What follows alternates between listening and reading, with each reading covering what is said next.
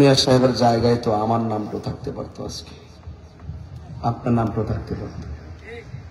বলেন হায়াতের মালিক কে? আল্লাহ যেন ওনার কবরটাকে জান্নাতবাসী করে। সহ-সভাপতি জনাব আলহাজ ফুল মিয়া সর্দার সাহেব, বিশেষ অতিথি মুজাহিদ আহলে সুন্নাহ বন্ধুবর আল্লামা মুফতি জসিমউদ্দিন মুজাহিদি নাজিরি সাহেব, মাওলানা হাফেজ কারি আব্দুল কুদ্দুস সাহেব, মাওলানা কে এম আমিনুল ইসলাম সাহেব, মাওলানা কারি ওসমান গনি সালি সাহেব, মাহফিল পরিচালনা হাফেজ কারি মামুন মিয়া সাহেব, ইন্তেজামিয়া কমিটির প্রত্যেকটি সদস্যবৃন্দ আমাকে বিষয় দিয়েছেন দুটি, একটি হলো কবর আর একটি হলো পবিত্র আশুরা। দুইটা বিষয় অত্যন্ত গুরুত্বপূর্ণ। এই দুইটা গুরুত্বপূর্ণ বিষয়ের উপরে আমি কিছু কথা বলে আপনাদের কাছ থেকে জানিয়ে নিব।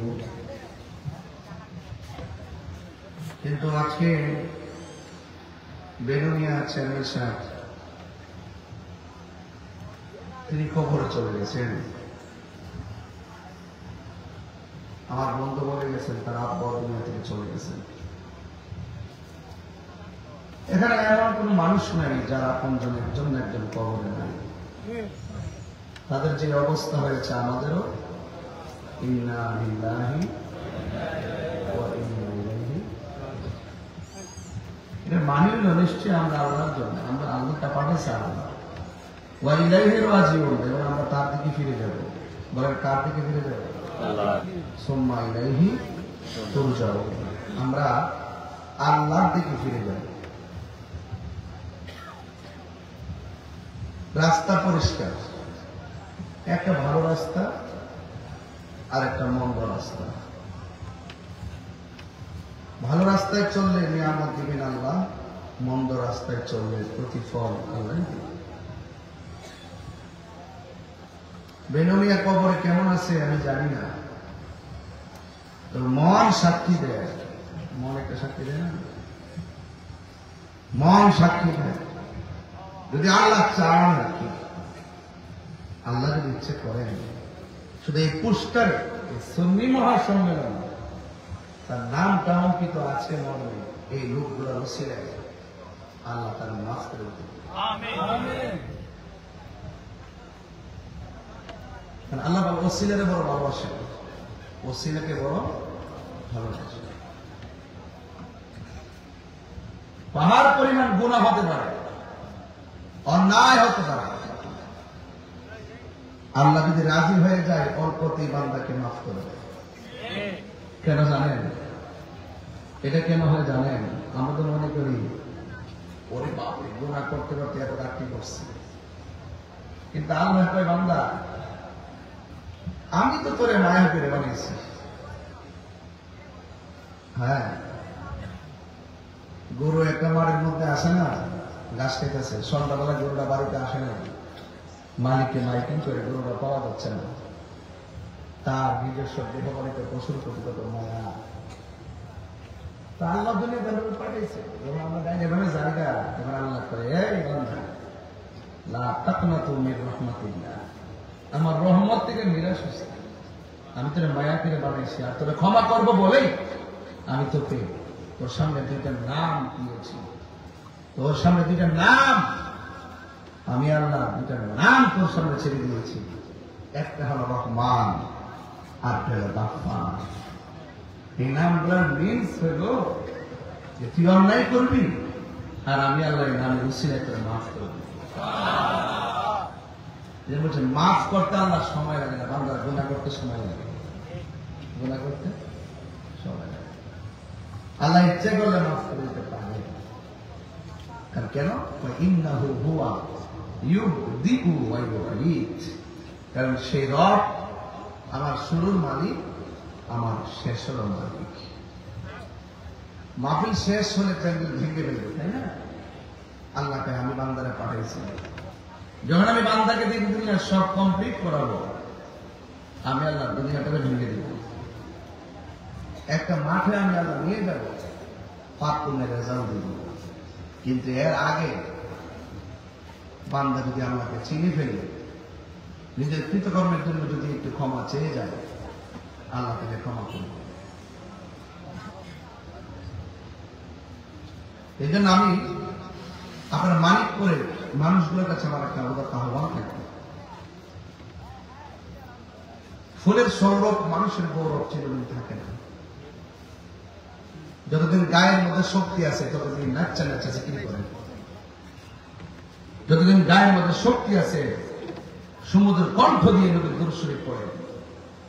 যতদিন গায়ের মধ্যে শক্তি আছে তখন 2 মিনিট যেটা 5 মিনিট দাঁড়ায় নামাজ পড়ে।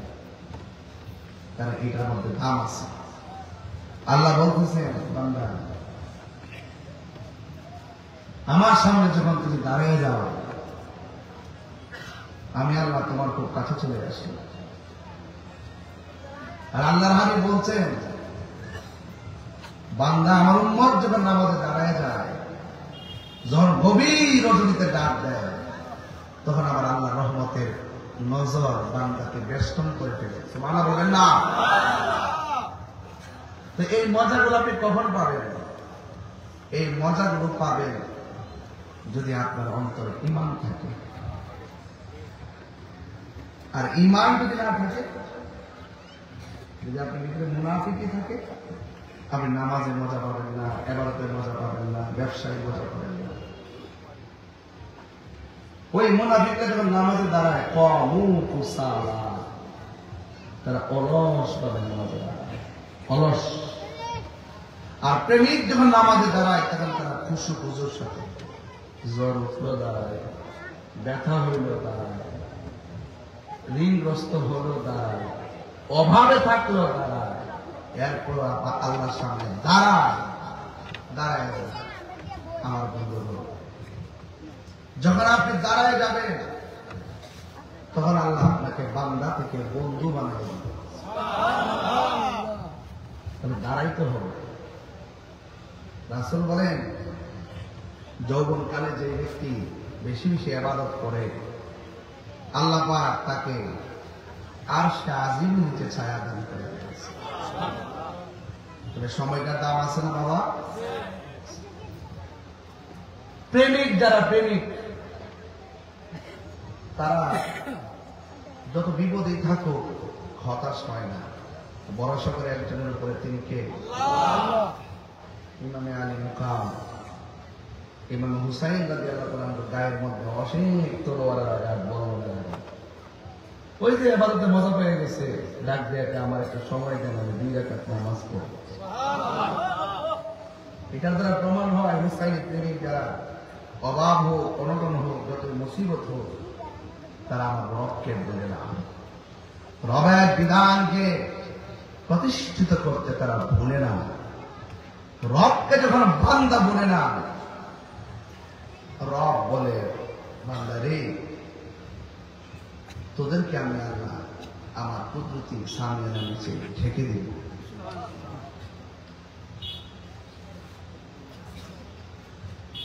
এটা মানুষের মধ্যে এমন কিছু মানুষ আছে যারা বলে আমরা আল্লাহর উপর ঈমান এনেছি, আখিরাতের উপর ঈমান আনছি। আল্লাহ কয় এরা ঈমানদার না। যখন তারা ঈমানদারদের সঙ্গে দেখা হয়, তারা কেমন ঈমান আনছে। আবার যখন তারা শয়তানদের সঙ্গে মিলিত হয়, তারা বলে ক্বালু ইন্না মাআকুম, আমরা তোমাদের সাথে আছি। বর্তমান যুগটা চলতেছে এরকম যুগ। কথা কইলেই তো আপনারা কইবেন যে না জানে কিতা কইতাছি। কথা কিতা কইতাছি না, মুনাফিকদেরকে সাইজ করে ছেড়ে দিন। জীবনে যা দেখছি না বাবা, এখন দেখতেছি। আমি যদি গাঞ্জা খাই, আমি যদি অন্যায় করি, বিচার করবো আদালতে। খুন করলে আদালত বিচার করবো। আমি মরে গেলে কি জোরসে বিচার করবো? আমি মরলে বিচার করবো কেনা? তো তুই 14 দিন পরে লাশটা কবর থেকে তুই আগুন ধরাইলে গেলে গিয়া, ঠিক কিনা? তুই 14 দিন পরে লাশটা তুলে আগুন ধরে সব কিনলে গিয়া, তার মানে বোঝা গেল এগুলা মুনাফিকের গোষ্ঠী।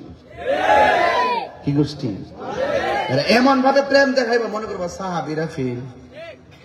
এমন ভাবে নামাজ পড়বো, মনে করবো সাহাবীরা হেরা সঙ্গে কিচ্ছুই না। আল্লাহকে কামু কুসালা ইউরাউনান নাসা, এরা মানুষকে দেখাইবার লাগা নামাজ পড়ে। বুঝতে পারতেছেন? দেখবেন ঢাকা আন্দোলন করতেছে, হুট করে রোডের মধ্যে দাঁড়িয়ে গেছে, আল্লাহু আকবার লাইন ধরে, আর পিছনে হাজার হাজার গাড়ি দুর্ভোগে মুক্তাছে, রুগী টুগি লইয়া পিছে ভরে রইছে, ঘন্টার পর ঘন্টা গাড়ির মধ্যে বই রইছে, আর ওজনে ভ্যান চাপলি ওই আল্লাহু আকবার। এগুলো হলো বাটফার নাম্বার 1। মানুষের বোঝা যে আমরা খুব নামাজি, আমরা খুব পাক্কা ইমানদার, ভিতরে ভিতরে শয়তানে ভরা, কথা বলেন ঠিক না? এই জন্য বলা হয়েছে নামাজ পড়বা একজনকে দেখাইবার জন্য, তিনি কে? এখন আর জিকির টিকে না, এখন জিকির একটাই, জিকিরের রাজনীতি। আর আর ধর্মের কথা নাই, এখন আর ধর্মের কোনো কথা নাই, এখন কথা কোন রকম ক্ষমতা চাইতেইব, সেটা বইতেইব, বিশ্বের মাজার টাজার যা আছে সব বাংতে হইল। এই হলো চিন্তা ভাবনা। যখন একটা চিন্তা ভাবনা, তাই আপনি আমার দায়িত্ব কি? যারা অন্যায় করে অন্যায়কারীকে প্রতিহত করা, তাকে বুদ্ধি দেওয়া যে না, এক মাজার বাংলা কি লেগে হ্যাঁ বাড়া, মরণে ডরা হ্যাঁ বাড়া, এই দেশে ইসলাম আনছে আল্লাহ, ইসলাম আনছে কারা? আর ইসলাম আনছে কে? কার বাজার ভাঙতেছস? মানিকপুরের বেনমে মারা গেছে, কালকে কেউ বাফের শক্তি আছে নি বেনমের কবরটা লাঠি দিব, লাঠি দিয়া বাড়ি দিব? আপনার বাপের কবরকে লাঠি দিতে পারবো? তাহলে আপনি যে কবর উপরটা যে বাংলেন, বাইরেলেন, কুবাইলেন, একটা মানলাম মাজার না, এটা একটা কবর। সাধারণ একটা কবরের ভিতরে কি আপনি আগুন ধরাবার ক্ষমতা রাখেন? তো লাগালেন কি লিগে? এই কাজটা কি ভালো? আমি যখন এই কথাগুলো বলি, এক শ্রেণীর লোক বলে এই গোতাগতি শুরু করে। আমি গোতাগতি শুরু করি না, আমি তোমাদের আসল চরিত্র তুলে ধরি। বাইজ্ঞা জানি না ফিরাদিন তাহিরি না, কবর গেলে সোজা করে লেগো। তুমি হয়তো কাহার কবর থেকে লাশ তুললে আগুন ধরাই দিছো, তুমি কবরে যাও, স্বয়ং রব তোমার কবর আগুন ধরাই দিব। রাস্তা দুইটা, কয়টা? তাহলে বাবা, অন্যের দোষ আগে কম খোঁজেন, নিজে কয় নম্বর আগে তালাশ করে। মুখ দিয়ে আল্লাহু আকবার স্লোগান দিলেই ইমানদার হওয়া যায় না। আল্লাহ বলতেছেন মানুষের মধ্যে এমন কিছু লোক আছে যারা কইবে আল্লাহু আকবার, আখিরাতকে ডরাও, আখিরাতকে ডরাও, আল্লাহু আকবার স্লোগান দেয়, নারে তাকবীর, আল্লাহু আকবার। এটা একটা ট্রেডিশন বার করছে। আর যখন কেউ এটার বিরোধিতা করে বা কিছু বলতে চায়, তখন এরা বানাই দেয় ইসলামের দুশমন। আরে বেটা, আল্লাহু আকবার ধরি দেওয়ার নাম মোমেন না, রিসালাত স্লোগান দেওয়ার নাম মোমেন। এই কথা বললেই বলবেন যে হুজুর আয়েশা গোতাগুতি শুরু করছেন। শাস্তাকে তোর বাপ দাদা 14 গোষ্ঠী লইয়া তাহিরের সামনে আয়, আমি প্রমাণ করে দিব। একটা মানুষ মারা যাওয়ার পরে লাশের গায়ে জুড়ে ধরাও নিষেধ। আমি প্রমাণ করে দিব বেশি ঠান্ডা পানি দিয়ে গোসল করানো নিষেধ। আমি প্রমাণ করে দিব বেশি গরম পানিতে লাশকে গোসল করা নিষেধ। এদের বলছে কুসুম গরম জল। লাশটার সম্মান আছে না? আপনি কি হুট করে নিয়ে কিতা খাটের মধ্যে ফেলে দিবেন? লাশের একটা টুকা দেওয়া যাবে না। আর তুমি কবর থেকে তুই আগুন ধরাই দিচ্ছ, তো কি জামানের মধ্যে আমরা বাস করতে? ওয়াজ বাদ দেন না, ওয়াজ তো সারাদিন হচ্ছে না। আগে কি দেখতেছে আগে হিডা কন? দেশ বলে স্বাধীন হয়েছে, সব অপশক্তি আইসা এই দেশের সার্বভৌমত্বের উপরে আসর করছে। কথা কন ঠিক না? কেউ হক কথা কয় না, কেউ হক কথা কয় না, কেউ আসল কথা কয় না। চেয়ার ভাইলে, ডলার ভাইলে, টেহা ভাইলে সব বুঝলা জায়গা। এখানে কেউ ইসলামের জন্য রাজনীতি করে না, সব চেয়ারের রাজনীতি করে। কথা বলে ঠিক না? আবার ইসলাম ইসলাম ইসলাম, আমরা ইসলামের পক্ষে আসিনি কেন? আয়েন আয়েন আয়েন, এটা মানে আই ওয়াশ করে, পাবলিকে ধোঁকা দেয়, বোকা বানায়। কথা কোন ঠিক কিনা? এই দেশে ইসলামের রিপ্রেজেন্টেড পার্টি হলো আহলুস সুন্নাত ওয়াল জামাত।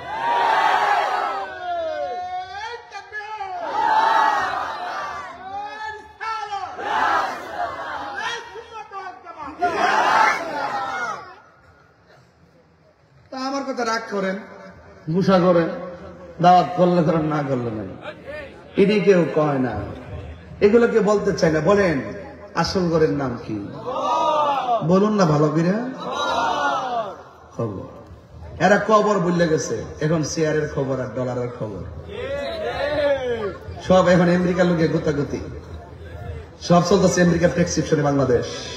কথা বলেন ঠিক কিনা?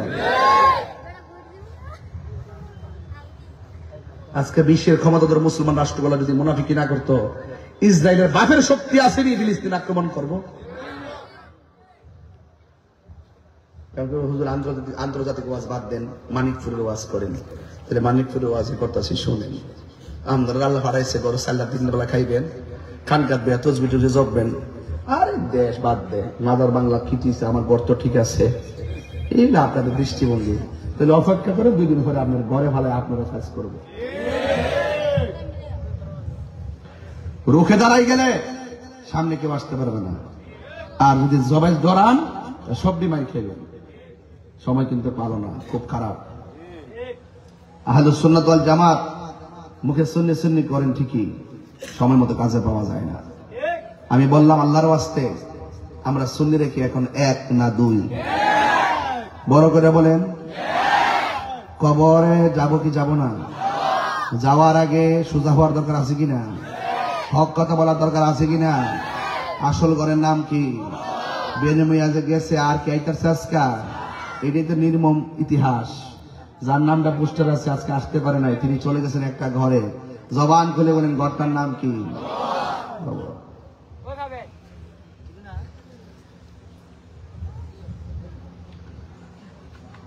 গভীর মনোযোগ, কোন কথা বলবেন না, নীরব থাকুন। আজকে মানিকপুরের মাহফিলটা দেখে এত সভ্য মনে হচ্ছে, ভদ্র মনে হচ্ছে, এত শান্তিপ্রিয় মনে হচ্ছে। নিঃসন্দেহে আল্লাহর একটা রহমতের ছামিয়ান আমাদের মাঝে আছে না নাই? আমাকে বিষয় দিয়েছেন কবরের আযাব, এরপরে বিষয় দিয়েছেন সুহাদে কারবালা। 2টা ঘটনা, 2 জগতের ঘটনা। এই জন্য বন্ধু, ইমাম হুসাইনের চেতনা আপনার হৃদয়ে ধারণ করা লাগবে। মরণের পরে আমাদের সবাইকে হিসাব দেওয়া লাগবে একজনের কাছে। জবানটা খুলে বলুন তিনি কে? ওই আল্লাহ রাব্বুল আলামিন কোরআনে বলেছেন, মিনহা খালাকনাকুম ওয়া ফিহা নুঈদুকুম ওয়া মিনহা নুখরিজুকুম তারাতান উখরা। বেনমিয়ারে যখন মাটি দিল, প্রথম মুষ্টি মাটি দেওয়ার সময় পড়ছে মিনহা খালাকনাকুম, দ্বিতীয় মুষ্টি মাটি দেওয়ার সময় পড়েছে ওয়া ফিহা নুঈদুকুম, তৃতীয় মুষ্টি মাটি দেওয়ার সময় পড়েছে ওয়া মিনহা নুখরিজুকুম তারাতান উখরা। এমন ভাবে 3 মুষ্টি সব কবরে দেওয়ার সময় মাটি দিতে হয়। মাটি দেওয়ার আগে লাশটা যখন মাটির মধ্যে নামায়া দিবে, তখন পড়তে হবে বিসমিল্লাহি ওয়া আলা মিল্লাতি রাসূলিল্লাহ। এমন ভাবে তোমার কবর থেকে না কবরে নামায়া দেওয়া হবে। ওই কবরে যাওয়ার আগে নামাজের দরকার আছে না নাই? রোজার দরকার আছে না নাই? ও বন্ধুরে, কি দিয়ে আওয়াজ বুঝাইতাম। আমার নবী, আপনার নবী রাহমাতুল লিল আলামিন বলেন, কবর বড় সাংঘাতিক জায়গা, যে জায়গার মধ্যে গেলে একবার গেলে আর ফিরে আসার কোনো সুযোগ নাই। আমি যখন মেরাজের মধ্যে গেলাম, আমি দেখলাম ওই মেরাজের মধ্যে যাওয়ার পর আমি দেখলাম সবচাইতে কঠিন আযাব হলো কবরের আযাব। ওই কবরের আযাব সহ্য করার মতো নারী বেনমিয়া সুখে আছে কিনা দুঃখে আছে আমি জানি না। বেনমিয়া 3টা প্রশ্নের উত্তর দিতে পারছে কিনা সেটাও আমি জানি না। তার কবরে জাহান্নামের আগুন নাকি জান্নাতের গালিচা সেইটাও আমি জানি না। তবে একটা কথা বলে দিয়ে যায়, এই কবরে জায়গাটা বড় সাংঘাতিক। ডানে মাটি, বামে মাটি, সামনে মাটি, পিছনে মাটি, উপরে মাটি। একদিন মাটির ভেতরে হবে গরে মন আমার, কেন বান্ধ দালান ঘর রে মন আমার, কেন বান্ধ দালান ঘর। প্রাণ পাখি উড়ে যাবে পিঞ্জর ছেড়ে, ধরা দামে সমীর হবে তুমি যাবে চলে। প্রাণ পাখি ওরে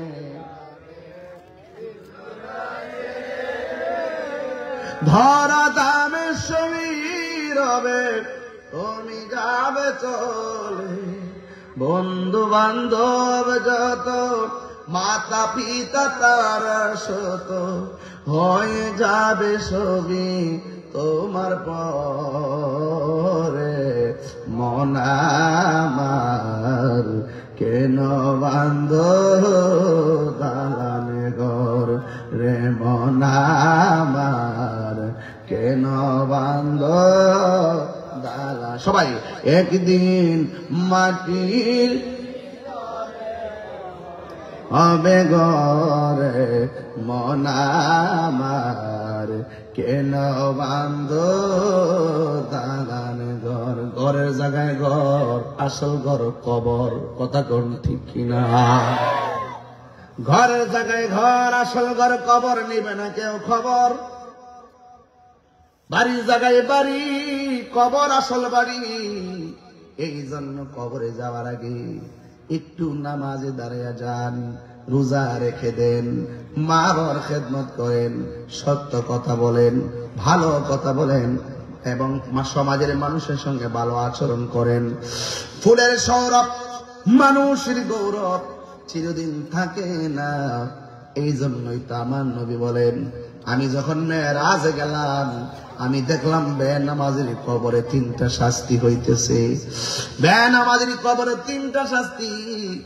1 নম্বর শাস্তি হলো ডান পাশের মাটি আর বাম পাশের মাটি 2 দিকে চলে যাবে।